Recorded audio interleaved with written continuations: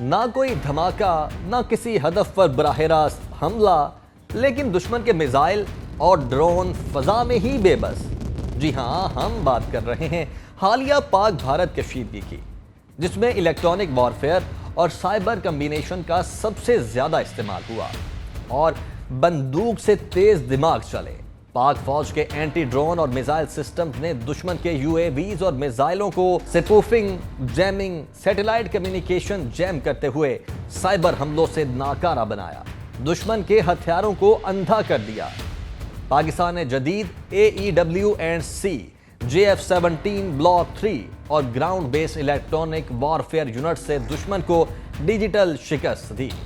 Year vice marshal Aurangzeb Ahmed نے قوم کو فخر سے یہ بتایا کہ انڈیا کے بیشتر جدید ڈرونز اور برہموس میزائلوں کو سافٹ کل کے ذریعے ناکارہ بنایا گیا اور انہیں اپنے ہدف یعنی پاکستانی افواج کی عسکری تنصیبات باشمول ایئر بیسز تک پہنچنے سے روک دیا گیا۔ پاکستان کی حدود میں 3000 کلومیٹر فی گھنٹہ کی رفتار سے سفر کرنے والے برہموس میزائل بھی داغے گئے۔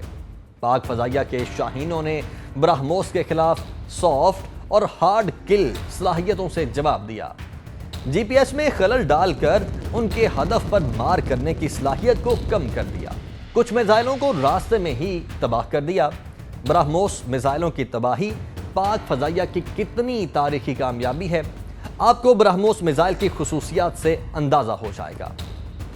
برہموس آباز سے تیز رفتار سپر سونک میزائل ہے جسے زمین، سمندر اور فضا سے داغا جا سکتا ہے۔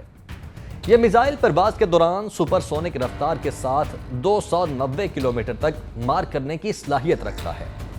برہموس میں ریڈار سے بچنے کی صلاحیت بھی موجود ہے۔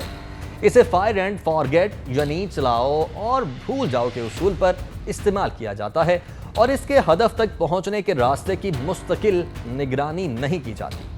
2022 میں ایک برہموس میزائل پاکستان میں بھی آن گرا تھا، جس کے بارے میں انڈین وزارت دفاع کی جانب سے کہا گیا کہ یہ میزائل حادثاتی طور پر انڈیا سے داغا گیا تھا۔ برہموس جیسے ہائپر سونک میزائل دشمن کے ریڈار سے بچنے کے لیے کم بلندی پر پرواز کرتے ہیں، اور جب ایک میزائل اتنی تیز رفتار سے زمین کے قریب پرواز کر رہا ہو تو اسے ہارڈ کل سے انٹرسپٹ کرنا مشکل ہوتا ہے۔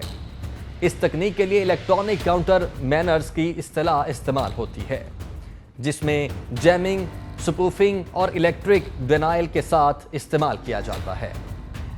پچھلے 4-5 سالوں میں پاکستانی فضائیہ نے خصوصی طور پر سینٹرلائزڈ الیکٹرانک وارفیئر ڈاکٹرائن پر کام کیا۔ سینٹرلائزڈ الیکٹرانک وارفیئر ڈاکٹرائن میں جو چیزیں استعمال ہو رہی ہیں ان میں ground based electronic warfare EW platforms, airborne early warning and control AEW&C پر لگے ایئر بورن جیمنگ سوئچ۔ جب ان الیکٹرانک وارفیئر پلیٹ فارمز کو اکٹھا اور سائبر وارفیئر کے ساتھ ملا لیا جائے تو ماہرین اسے سائبر الیکٹرانک انٹیگریشن کا نام دیتے ہیں۔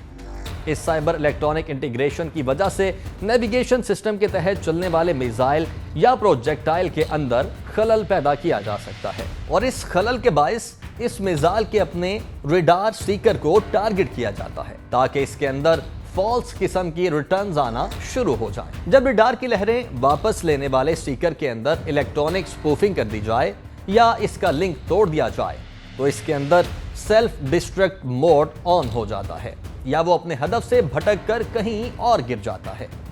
پاک فضائیہ کے پاس الیکٹرانک وارفیئر کے سسٹم کی مؤثر رینج تقریباً 400 کلومیٹر تک ہے، لیکن جب گراؤنڈ کی 400 کلومیٹر صلاحیت کو فضا میں لے جایا جائے تو بے شک اس کا سائز چھوٹا ہوتا ہے، لیکن مقابلے میں کوئی بھی رکاوٹ یا مداخلت نہ ہونے کی بدولت اس کی رینج 800 کلومیٹر تک بھی جا سکتی ہے۔ جدید دور کی جنگ میزائلوں کی نہیں، مائکرو ویوز، سگنلز اور سائبر ٹیکنالوجی کی ہے، اور پاکستان نے بھارت پر اپنی برتری کو ثابت کر دیا ہے۔